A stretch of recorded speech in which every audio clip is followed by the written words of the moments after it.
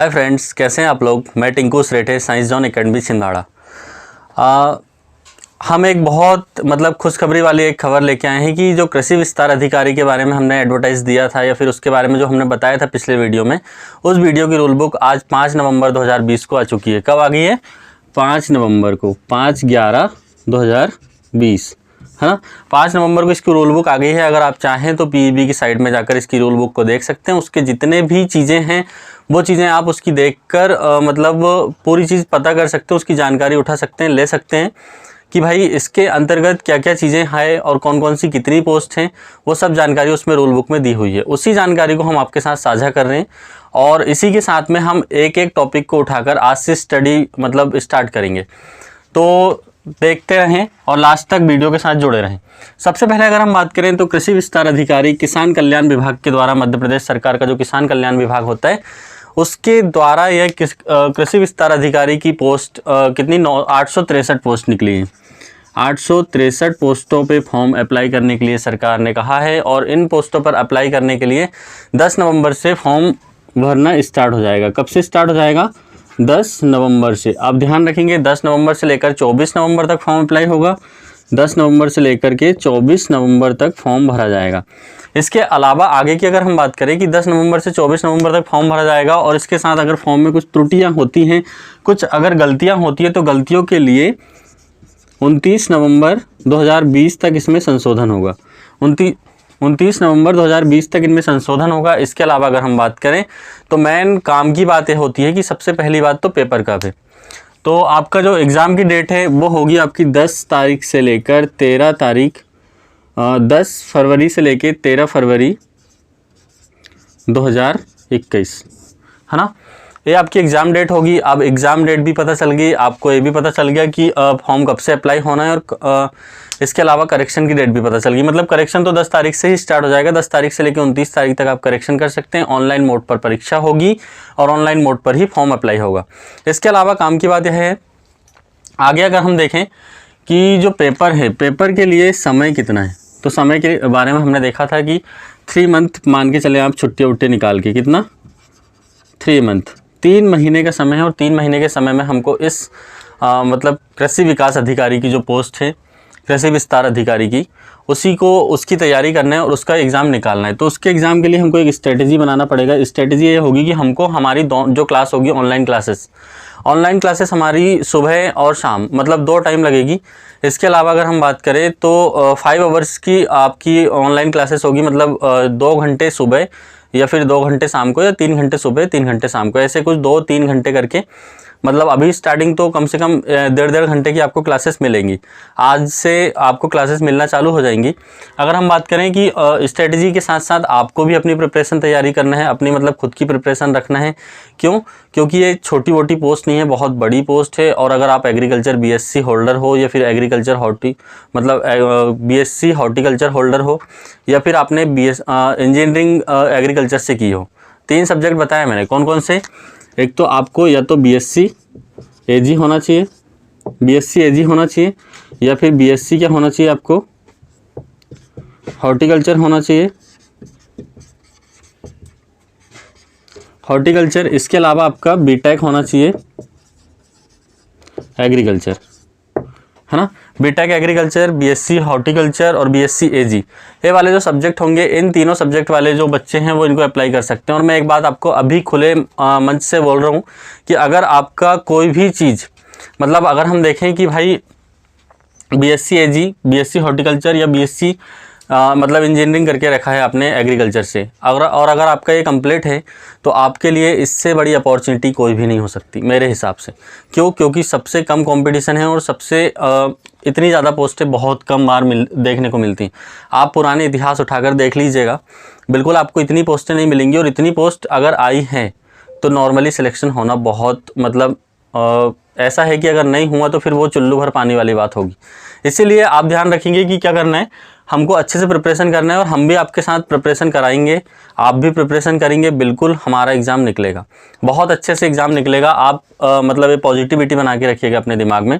अब हम देखते हैं, सबसे मेन इंपॉर्टेंट हमने देख लिया कि भाई पेपर कब होगा। इसके अलावा हमारे को कौन कौन से सब्जेक्ट वाले बच्चे अप्लाई कर सकते हैं। एक बात और ध्यान रखें, बार बार एक कमेंट्स आता है वीडियो के नीचे कि सर अदर स्टेट वाले अप्लाई कर सकते हैं क्या। बिल्कुल अदर स्टेट वाले अप्लाई कर सकते हैं, अदर स्टेट को भी अप्लाई करने का मौका दिया गया है। बस इतना होगा कि वो जो अदर स्टेट वाले अप्लाई करेंगे उनके लिए मतलब वो जनरल से फाइट करेंगे। कैसे फाइट करेंगे, जनरल की जितनी सीटें हैं उसमें ओपन सभी लोग फाइट कर सकते हैं। मतलब इस प्रकार से ध्यान रखेंगे कि अदर स्टेट के लिए भी एक मौका दिया गया है और अदर स्टेट वाले भी इस फॉर्म को अप्लाई कर सकते हैं। हमने एक चीज़ देखा था कि हर बार 5% का एक आरक्षण कोटा, एक अभी मतलब जो शिवराज सिंह चौहान जी ने, मुख्यमंत्री ने एक घोषणा किए थे कि मतलब अदर स्टेट इसमें अप्लाई नहीं कर सकते। उसके हिसाब से 5% कोटा दूसरे स्टेट वालों को मिलना होता है ना। मगर इस टाइम पे पता नहीं कैसा क्या है, 2018 के हिसाब से निकली है शायद पोस्ट, या उसमें दिखाया एडवर्टाइज में जो रूल बुक आई है उसमें दिखाया है कि 2018 की विज्ञप्ति के अनुसार निकाली गई है ये पोस्टें। तो इसके अनुसार मतलब अदर स्टेट भी अप्लाई कर सकता है। तो ध्यान रखेंगे अदर स्टेट बच्चे भी अप्लाई कर सकते हैं। इस कमेंट मतलब वीडियो को अच्छे से देखें, इस बात को पूछने की बीच में ज़रूरत नहीं है। आगे अगर हम बात करें कि हमने 3 सब्जेक्ट देख लिया, तीनों सब्जेक्ट वाले बच्चे इसको पढ़ सकते हैं। अब हम देखते हैं कि हमको इस पेपर में कौन कौन सी चीज़ों की प्रिपरेशन तगड़े से करना है, अच्छे से करना है। और अच्छे से प्रिपरेशन करने के लिए सबसे पहली बात तो ये होती है कि सिलेबस को देखना।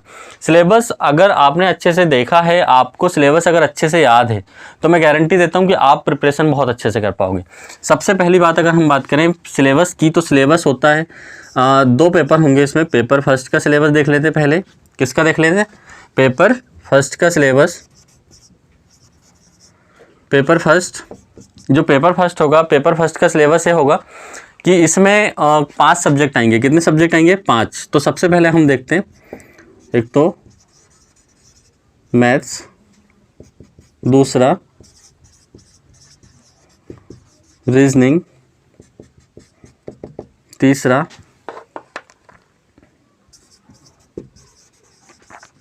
साइंस,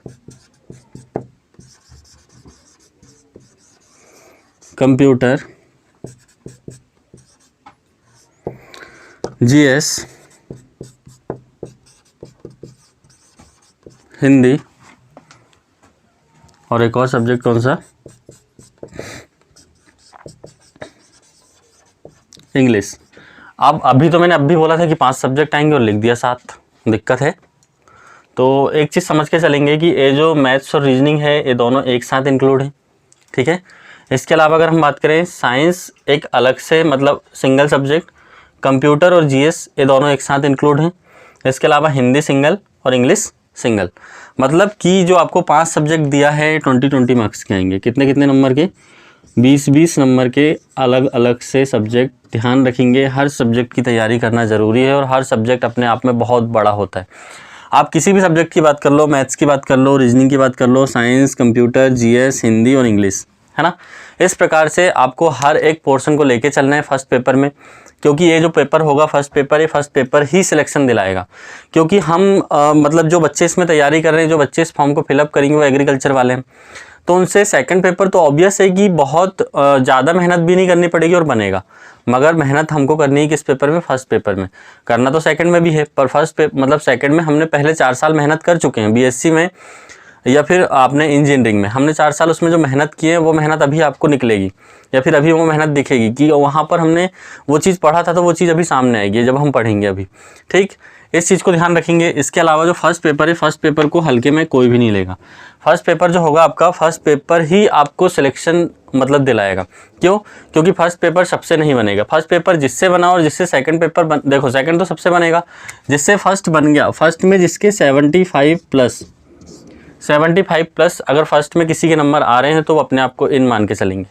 इसके अलावा अगर हम बात करें सेकंड पेपर की, यही देख लेते हैं सेकंड पेपर का सिलेबस देख लेते हैं। फिर इसके बाद में इसकी अंदर तक बारीक बारीक चीज़ें बताऊंगा कि कौन से टॉपिक से हमको कौन कौन सी चीज़ों को कौन से मतलब कौन से सब्जेक्ट से कौन सी टॉपिक्स को तैयार करना है बहुत अच्छे से। तो अगर हम बात करें तो सेकंड पेपर की बात कर लेते हैं। जो सेकंड पेपर होगा, सेकंड पेपर का जो सिलेबस है उसमें आपको केवल और केवल क्या आना है? एग्रीकल्चर। एग्रीकल्चर वाला जो सब्जेक्ट है, मतलब जो आपका एग्रीकल्चर वाला पोर्शन है, एग्रीकल्चर वाले पोर्शन से ही 100 नंबर का पेपर बनेगा। ये हो गया आपका 100 और ये हो गया आपका 100। अब एक चीज़ और ध्यान रखेंगे कि जो 100 नंबर के जो पेपर हैं, ये दोनों पेपर आपको मतलब इसमें हमको अंदर तक देखना है कि क्या क्या आएंगे इसमें एग्रीकल्चर में। तो एग्रीकल्चर में हम सबसे पहली बात कर लेते हैं कि सबसे पहले हमको इसमें देखना है एग्रोनॉमी। क्या देखना है? एग्रोनॉमी। जो एग्रोनॉमी वाला टॉपिक होगा, जो एग्रोनॉमी वाला टॉपिक है, ये मेजर टॉपिक है इस पेपर के लिए। इस पेपर के लिए मेजर टॉपिक इसलिए कह रहा हूँ मैं कि एग्रोनॉमी में फसल उत्पादन के साथ साथ जो मध्य प्रदेश की जो बड़ी फसलें हैं या फिर जिनको हम मेजर क्रॉप्स बोलते हैं मध्य प्रदेश में, जैसे सोयाबीन मेजर क्रॉप्स है मध्य प्रदेश की, तो सोयाबीन के बारे में आपको पूरी डिटेल से पता होना चाहिए। मतलब मध्य प्रदेश की जो मेजर क्रॉप्स हैं उनको आप अच्छे से पढ़ेंगे।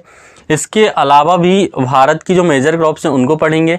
इसके अलावा हम बात करें तो वर्ल्ड लेवल पे जो अलग अलग देश हैं, अलग अलग प्रकार से अलग अलग फसलों का उत्पादन करते हैं। किसी देश में कोई फसल ज़्यादा होती है तो कोई देश में कोई फसल ज़्यादा होती है। उन फसलों के बारे में भी हमको जानकारी होना चाहिए कि कौन सा देश, जैसे चाइना की अगर बात करें तो चाइना कौन कौन सी फसलों को ज़्यादा उगाता है, या फिर अमेरिका कौन कौन सी फसलों को ज़्यादा उगाता है, या फिर गन्ना की फसल सबसे ज़्यादा कौन सा देश उगाता है। इस प्रकार की चीज़ें, या फिर मतलब एक्सपोर्टिंग और इम्पोर्टिंग, मतलब जिनको हम इंपोर्ट और एक्सपोर्ट बोलते हैं, आयात और निर्यात, ये वाली चीज़ें। क्योंकि हमको कुछ चीज़ें ऐसी होती हैं, कुछ फसलें होती हैं जिनको हम दूसरे देशों से आयात करते हैं, कुछ फसलें ऐसी होती हैं जो हमारे यहाँ एक्सेस होती है और हम इनको हमारे पास से दूसरी जगह निर्यात करते हैं। तो उन चीज़ों को देखेंगे हम इसमें। इसके अलावा एग्रोनॉमी के अलावा मैं आपको बता दूं हॉर्टिकल्चर वाला जो टॉपिक होगा, हॉर्टिकल्चर वाले टॉपिक को भी आप अच्छे से पढ़िएगा, क्योंकि हॉर्टिकल्चर वाला जो टॉपिक है वो भी बहुत मायने रखता है। हॉर्टिकल्चर में आपको क्या पढ़ना है? फल विज्ञान।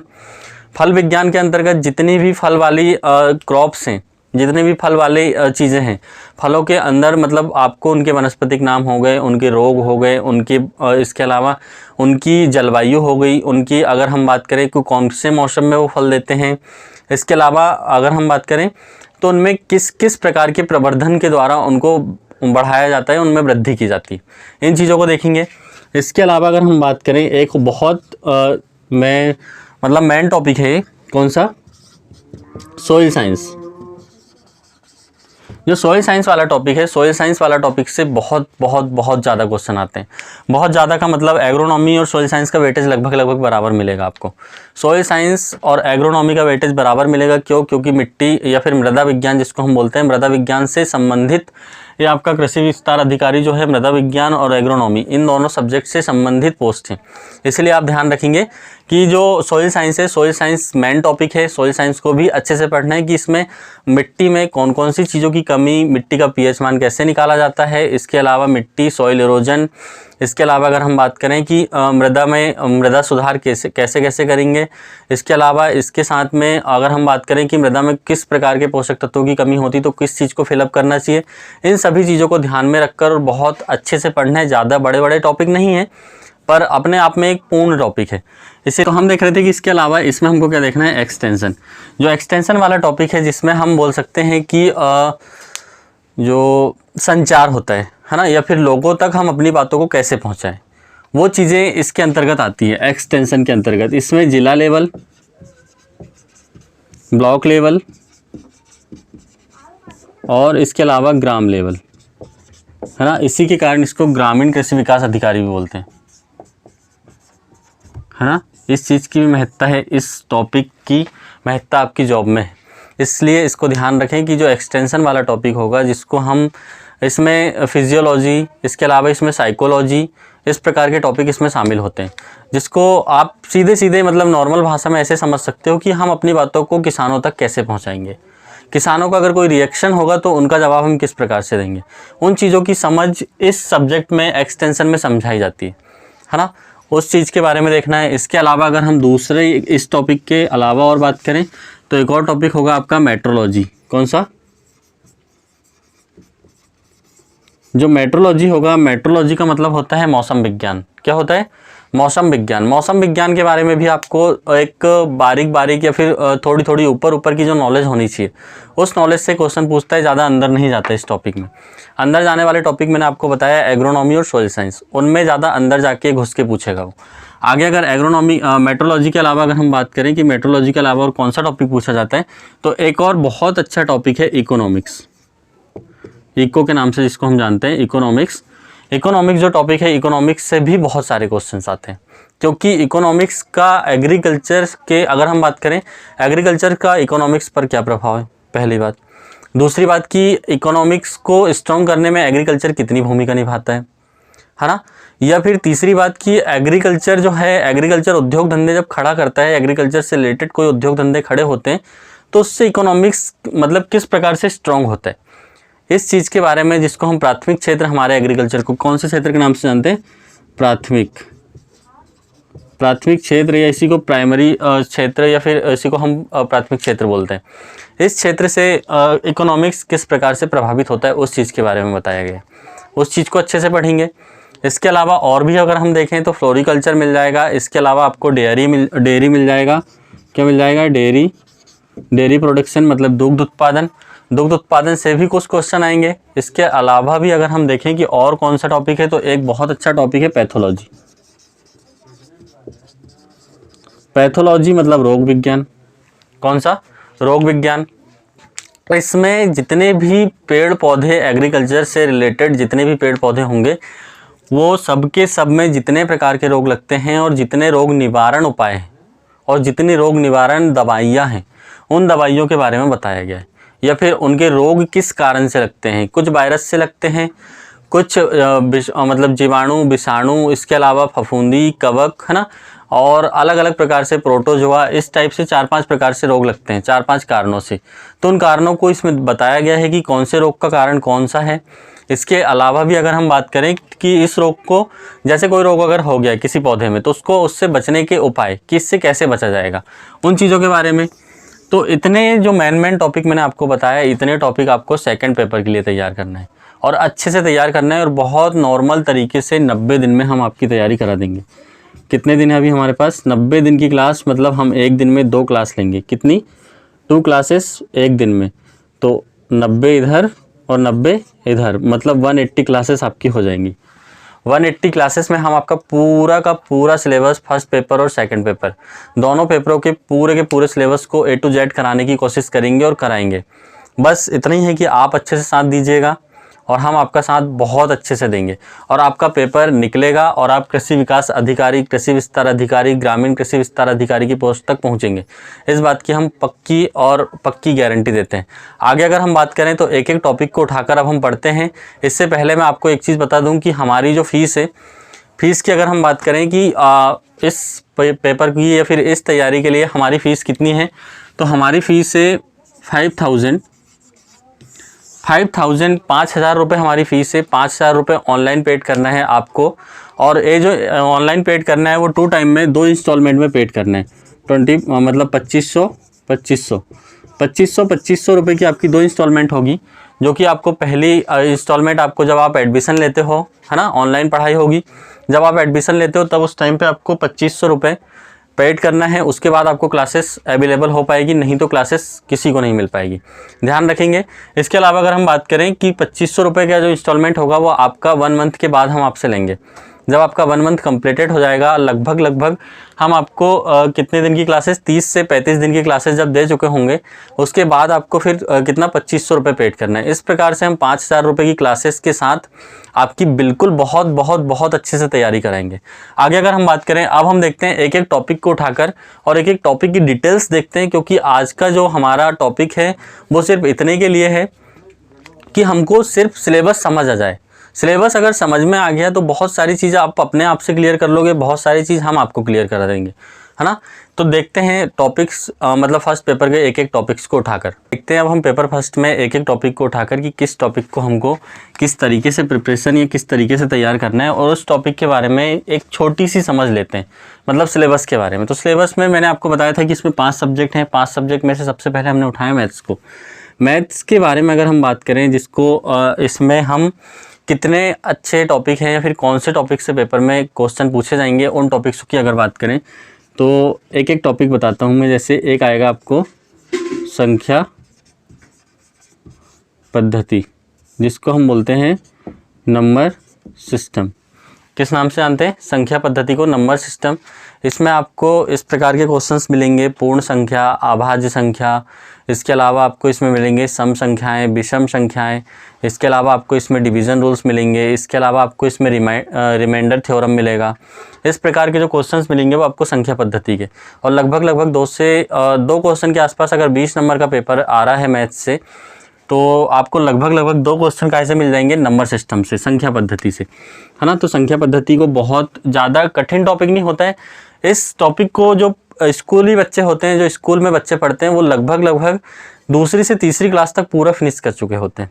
मतलब ये जो टॉपिक है, मतलब छोटे बच्चे इसको कब पढ़ लेते हैं, दूसरी से तीसरी क्लास में, और वही चीज़ पेपर में पूछी जाती है हम लोगों से, और अगर वो चीज़ ना बने तो दिक्कत है। मतलब इस चीज़ को ध्यान रखेंगे कि संख्या पद्धति, जिसको नॉर्मल इसमें छोटी चीज़ें आती हैं जो आपका बेस कंप्लीट करती हैं, और वही बेसिक से क्वेश्चन पूछा जाता है। आगे अगर हम बात करें औसत, जिसको एवरेज के नाम से जानते हैं, है ना, एवरेज के नाम से जानते हैं इसको। एवरेज जो होगा, एवरेज से क्वेश्चन पूछे जाएंगे, औसत से। इसके अलावा औसत में भी वही नॉर्मल क्वेश्चन होते हैं, ज़्यादा बड़े क्वेश्चन नहीं होते हैं।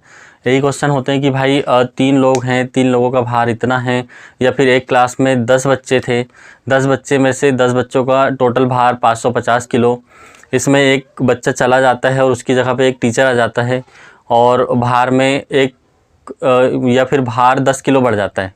टोटल भार कितना बढ़ जाता है, 10 किलो बढ़ जाता है, तो टीचर का भार ज्ञात कीजिए। इस प्रकार के क्वेश्चंस इसमें मिलते हैं हमको। आगे अगर हम बात करें औसत के अलावा हमको मिलेगा क्या, क्षेत्रमिति।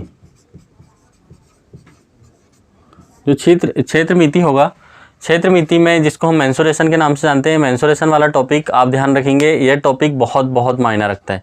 इसके कारण कि क्योंकि इससे जो आकृतियाँ वाले क्वेश्चंस होते हैं, जैसे ट्रायंगल हो गया, सर्कल हो गया, इसके अलावा क्यूबॉइड हो गया, है ना, या फिर आपका ये हो गया, क्या बोलते हैं इसको अपन, आयत हो गया, आयत के अलावा आपका स्क्वायर हो गया, है ना। इस प्रकार से जो आकृतियाँ वाले क्वेश्चन हैं, जितने भी क्वेश्चन इनसे बन सकते हैं वो वाले क्वेश्चन हम तैयार करेंगे। आगे अगर हम बात करें, इससे आपको रेल से संबंधित क्वेश्चन बनेंगे इससे, है ना। रेल से संबंधित मतलब रेल संबंधित क्वेश्चन नॉर्मल क्वेश्चन बनते हैं, अगर आपने पढ़ा होगा तो पता होगा। इसके अलावा अगर हम बात करें समय और कार्य, इसके साथ ही समय और दूरी, है ना, समय कार्य और समय दूरी, इस प्रकार से ये टॉपिक हो गए। इसके अलावा और भी बात करें तो इसमें आपको आएगा लाभ हानि, प्रॉफिट एंड लॉस, है ना, लाभ हानि। इसके अलावा आपको और टॉपिक मिलेंगे कौन से, प्रतिशतता, परसेंटेज, जिसको हम परसेंटेज के नाम से जानते हैं। आगे अगर हम और बात करें कि इसमें हमको कौन से टॉपिक मिलेंगे, तो संख्याओं से संबंधित प्रश्न मिलेंगे,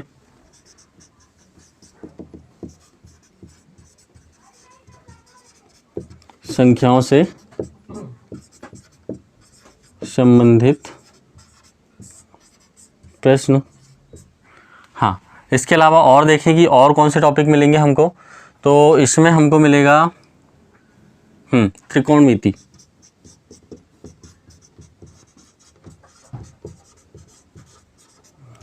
ट्रिग्नोमेट्रिक्स जिसको बोलते हैं, है ना। इस प्रकार से 8-10 टॉपिक जो हैं ये मेन टॉपिक हैं। इसके अलावा भी और कुछ टॉपिक्स हैं इसमें जिनसे क्वेश्चंस बनते हैं, मगर हमको कम से कम 15 से 18 टॉपिक इसमें क्लियर करना है। इसके अलावा इसके साथ एक और सब्जेक्ट जुड़ा हुआ है, रीजनिंग।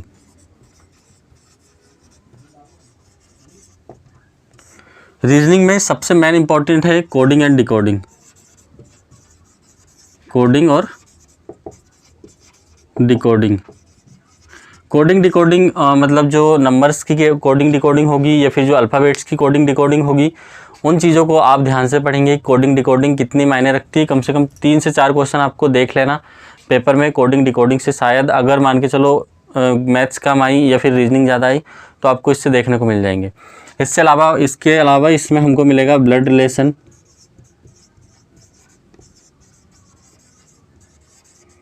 ब्लड रिलेशन के क्वेश्चंस मिलेंगे इसमें।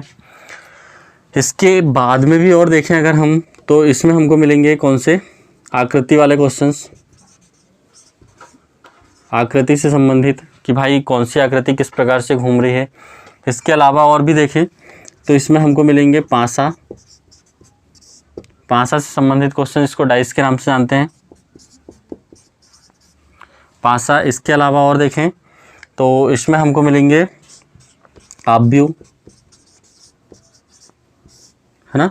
इस प्रकार से 4-5 टॉपिक से ही क्वेश्चन उठाएगा वो। इसके अलावा संख्या वाले क्वेश्चन जो कोडिंग डिकोडिंग के अंतर्गत, इसके अंतर्गत लगभग 80% रीजनिंग इसके अंतर्गत आती। तो ध्यान रखेंगे मैथ से इतने टॉपिक है। अब हम इतना मतलब जो पूरा टॉपिक है उसको क्लियर करने के लिए अगले वीडियो के देखेंगे बाकी। और मैं आपको बताऊं कि हम अभी से मतलब हमारा जो नेक्स्ट वीडियो है वो सेकंड पेपर की प्रिपरेशन के लिए तैयार करना है हमको, और सेकंड पेपर की प्रिपरेशन के लिए फर्स्ट वीडियो आज से आपको मिलना चालू हो जाएगा बिल्कुल। और जिन स्टूडेंटों को हमारे साथ जुड़ना है तो जल्द से जल्द जुड़ें, जल्द से जल्द अपनी फ़र्स्ट इंस्टॉलमेंट जो 2500 रुपये की है उसको पेड करें और हमारे साथ जुड़कर और अपनी पढ़ाई करें। क्यों? क्योंकि समय कम है और हमारा जब कोर्स आगे निकल जाएगा अगर आप तब जुड़ोगे तो फिर दिक्कत आपके साथ होगी। Thank you.